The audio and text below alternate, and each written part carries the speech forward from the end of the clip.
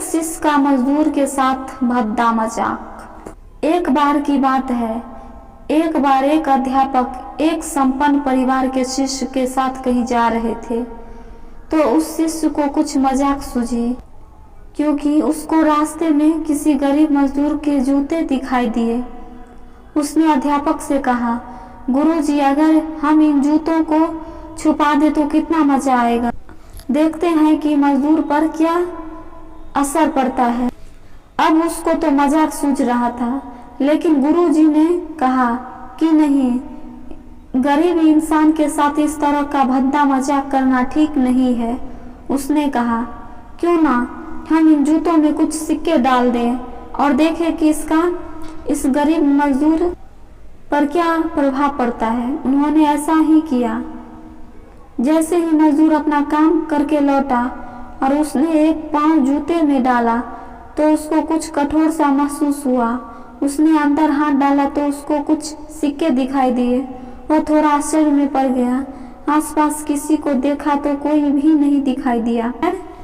वापस उसने दूसरा पैर अपने जूते में डाला और वापस उसको उसमें कुछ सिक्के दिखाई दिए। अब दोनों जूते के सिक्कों को उसने अपने हाथ में रखा और प्रभु की तरफ इशारा किया।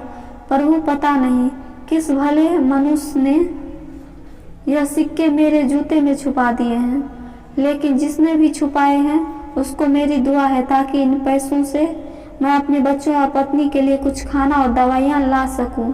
और इतना बोलकर वह चला गया। इस बात को शिष्य और अध्यापक दोनों सुन रहे थे। अब अध्यापक ने शिष्य से पूछा कि अब तुम मुझे बताओ कि तुम्हें कैसा महसूस हुआ, मेरी पहली वाली मजाक या मेरा यह तरीका। तो उसने कहा कि गुरुजी, मैं आपसे क्षमा चाहता हूँ। अब मुझे समझ आ गया कि सच्ची खुशी किस चीज़ में है। जब हम किसी की मजाक उड़ाते हैं तो हमें कुछ पल का आनंद मिलता है, लेकिन इससे हमें बददुआ मिलती है। लेकिन अगर हम किसी की मुश्किल परिस्थिति में मदद करते हैं और इसकी भी हम मदद करते हैं, उसको भी पता नहीं है कि हमने उसकी मदद की है, लेकिन अंदर ही अंदर हमें पता है कि हमने उस इंसान की मदद की है। यही सच्ची खुशी है। जब हम दूसरों की खुशी देते हैं तो हमें सच्ची खुशी मिलती है।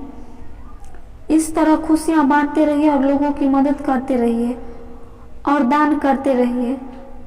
जिसके भी आप काबिल हो उतना, जितना भी आपसे बन पड़े दान करें, लेकिन दान जरूर करें। आपको कंपलसरी या अनिवार्य रूप से इतने रुपये दान करने ही चाहिए, क्योंकि हर किसी की ज़रूरत अलग अलग हो सकती है। अगर आप किसी को पैसा का दान नहीं कर सकते हैं तो कम से कम चीज़ों का दान तो कर ही सकते हैं। मुझे उम्मीद है यह कहानी आपको अच्छी लगी होगी। ज़रूर।